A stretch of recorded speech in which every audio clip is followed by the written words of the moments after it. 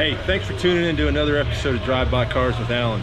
I'm back here at the Street Metal Concept Garage for another update on all the cool things they're building here. But just want to let you know, past couple weeks there haven't been much, I haven't been able to get out and do much car shows with all the rain and with some technical difficulties by the user of the camera. I haven't been able to do much videoing of car shows, but hopefully next week I'll be able to get back over to New Smyrna with the East Coast Cruisers, and I'll be able to do a nice long show from the New Smyrna Beach Cruise-In. So do me a favor, down there in the little corner is a little button. It says subscribe. Click on that so you get all my updates, and if you would, hit the like button. Let people know you like what you're seeing.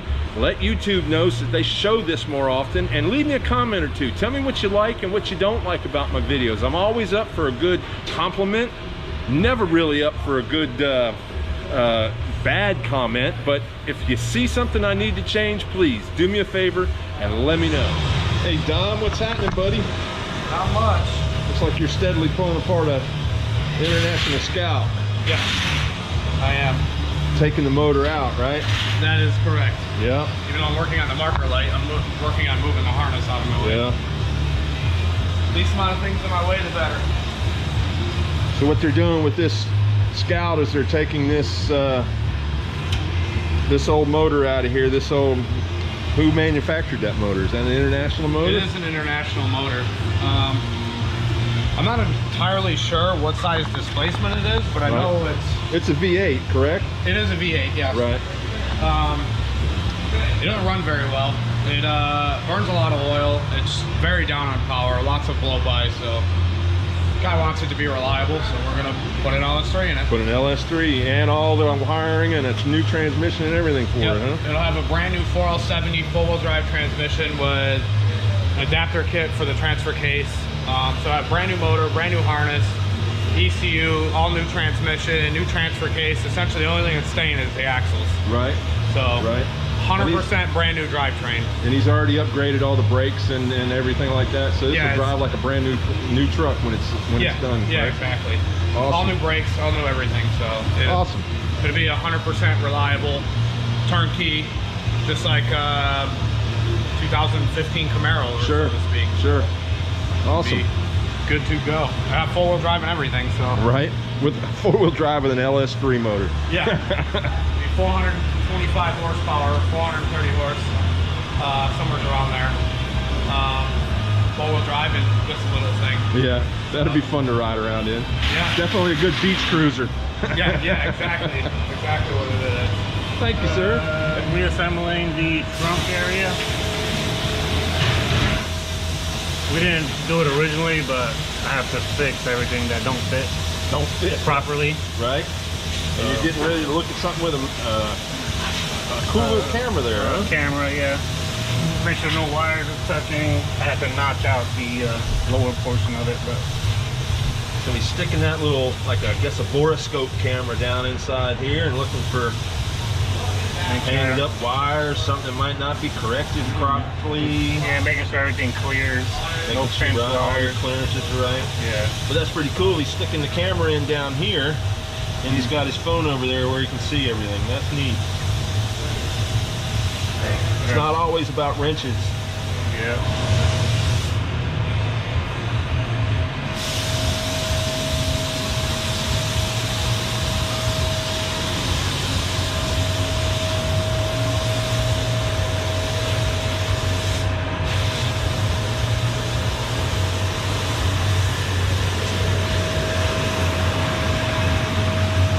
Here to the back to see if we can't get down on our hands and knees and see what Ian's doing down here.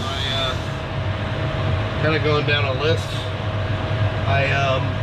It had a gas tank leak, so I pulled the gas tank out, fitted the flange that goes from the filler deck to the gas tank, and I put some bolts in it to keep it completely flat and exactly the position I wanted. And I tack welded it around, pulled the bolts out, welded it up, pressure tested the tank to make sure that held. Two of the three bolts that were holding the sending unit in the top of the tank were broke. So that was leaking too. I replaced all 5 bolts holding the sending unit in. And then, like I said, pressure tested replaced a few lines on it because they were a little dry. And then just painted the tank to make it look a little nicer. And then the rear pinion seal was leaking. So I popped the old one out, put a new one in, put the drive shaft back in. The transmission pan was leaking. Oh my goodness. Yeah, us Cummins owners know that Cummins will leak. It's all part of the beast. But so put a new pan gasket in. Had to fiddle around with that again, just make sure it's completely sealed. Right. Just kind of going through the car and fixing leaks where I see them. This is the owner that owns the Matchbox truck. I met him this last weekend. Yep. Up at Hooters and Hot Rods. I met him up there. Oh yeah. Yeah, he walked up and introduced himself. I thought it was pretty cool. Well, this wasn't there, was it? No. That was sitting here last Saturday. Oh, okay. Yeah. Yeah, he's a really nice guy. Yeah. But yeah, so just going through the list of stuff, fixing little odds and ends. Sure. I bought a tool flash, or maybe 8 months ago, I bought a flashlight off the tool truck. And I was up under here cleaning, and I found my flashlight I was missing 8 months ago. so that's pretty cool. That made me in a good mood. Found one of my $200 flashlights. Awesome. Yeah, so I'm happy. Awesome. Thank you. Not a problem. So it looks like everybody's working on their back here today. Everybody's sleeping on the job. Everybody's sleeping on the job. I don't think that's true though there, Thomas. Are you putting on the runners? Yeah, these are the Amp Research Power Steps. They don't make them for this truck. No. So if you notice, they're a little long. They're pretty close to the tires. Yeah, they are. But all Amp Research runners, the step, they're all the same. Right. So there's a channel inside the step for the arms to fit. So what we do is we made brackets to make it all work, and then we'll pop the step off, we'll cut it down, and we'll put the cap back on it. Right. So we got to get them back on. Now that the tires are on, we got to get the fender flares on and determine where we're going to cut the steps. Sure. And then finalize the whole steps. But we had to make custom brackets to get them in and where we wanted to, so when they close, they literally sit up in here so you don't see them. But they just didn't make them for this year make and model, so we have to make it work. Well, that's what you guys are good at. Yep, we make it work. Thank you, sir. This is coming along really good. The 99 Tahoe that's had a complete restoration done on it. Okay, so I caught Dakota eating. Every time I see him, it seems he's eating something. But what everyone says. yeah, he gets all the stuff ready out here. He and Pete do some of the work out here. What are you working on today there, Dakota? So we got some engine dressing panels for the 632 Camaro. Basically, these are dimple dyed and bead rolled to create these little designs. This is actually going to sit in the corner of the engine bay. Kind of like a little extra thing we do for our customers. Right. But obviously, it's such a small panel.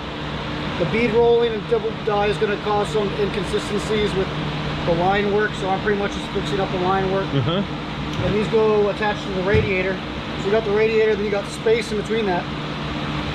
These are going to sit in that space, again with the dimple dye and all that. So pretty much just designs that I'm... Just gives it another cool look. Yeah, make it look all pretty. Right, and then after you're done with it, it gets sent in there to Sean, and Sean paints it. Yep, I prime it and then get it ready for him to do everything. Awesome. Well, thank you, sir. Anytime. Hey, Sean. Alan. Look at you, man. Look at me. You're an electrician now? Or just a tape remover? Yeah, just a wire tape. Right. Is this for the Camaro also? No, this is for the Tahoe. This is for the Tahoe, okay. The back panel and yeah, patch and just gas core. Right. Trim pieces. Boy, that truck's moving along, isn't it? Yeah, and pretty much done. I did the underside of the hood yesterday. We did that fine texture that we're looking for in matte black. flipping it and then doing the top side today gloss. And that's just the batch from yesterday because I'm masking it so I can hand it off to Ian and the gang. Right. So this is finished? This doesn't need a polish or anything on it? I mean, it is super smooth. Yeah, I mean, it's just a jam too, so. Right. Unless you're going for show cars, we normally don't, polish, jam it up. Cool. Well, thank you, sir. Yeah, man. Always something cool going on around here. So as you can hear, the Ford here, it's a little bit quieter. They redid the exhaust in it. They put a locker there in the rear end, so they're fine-tuning the locker that they put in there. Chris has got it up on jacks and just doing a little bit of diagnostic work on it. So it's almost ready to go back to the owner. Okay, so I just told you on that 66 Ford that they put a locker in the rear end. Now, I have no idea what a locker is. Maybe I can get Ian here to tell me what a locker is. The locker is, so on certain certain axles and differentials, you have a one drive wheel. So a limited slip or a locker, what it does is a limited slip will only let your one wheel spin for so long before your other one locks in, realizes that one wheel spinning, and it will lock in. A locker completely locked up, your both tires are spinning at the same time all the time. Okay, so it's not where you put your books in high school. No, no. Okay. You might as well put it there. That's where the game changing is. Right. But it's definitely a performance. A lot of people will like the off-road community and stuff like that will put a full-blown locker in. It's great for off-road if it's like a Spartan locker or something like that. It will be locked all the time. So you're going around corners on tight roads, you'll kind of one tire dragging. Okay. It's like the front end on a four-wheel drive when it's all locked in together. You're feeling it doesn't like driving on the road. Right, right, okay. So limited slip is the locker version of that, but making it more friendly for the road. Okay. All right, so Chris has got it pretty much wrapped up. He's getting ready to do a test drive on it, and I believe I'll be able to go for a ride with him during his test drive. Everything works out all right. Get another ride in another cool car that Street Metal Concept has built.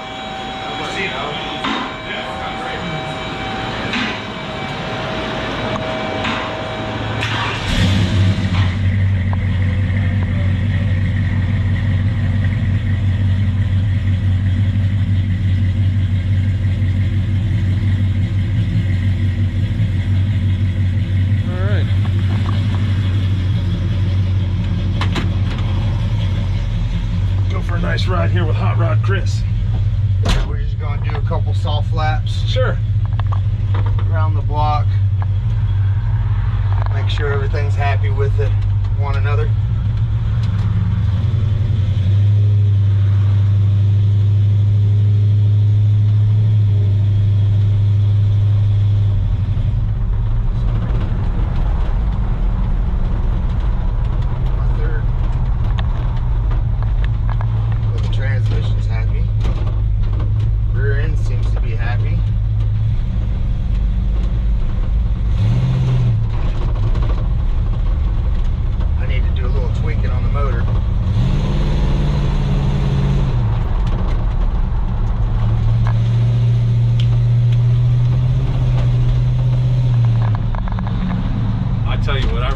Down here and hanging out with these guys. It's not every day you get to go for a ride in one of these classic cars and trucks, and this one's pretty cool. It's a 1966 Ford F100.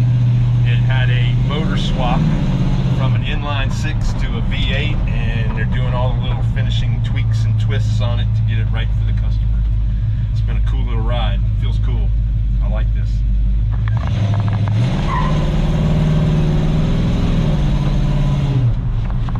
Okay, so I'm out back here by the Matchbox truck, you can see, and Casey has been kind enough to give us an update of what's going on. So without further ado, here is Casey.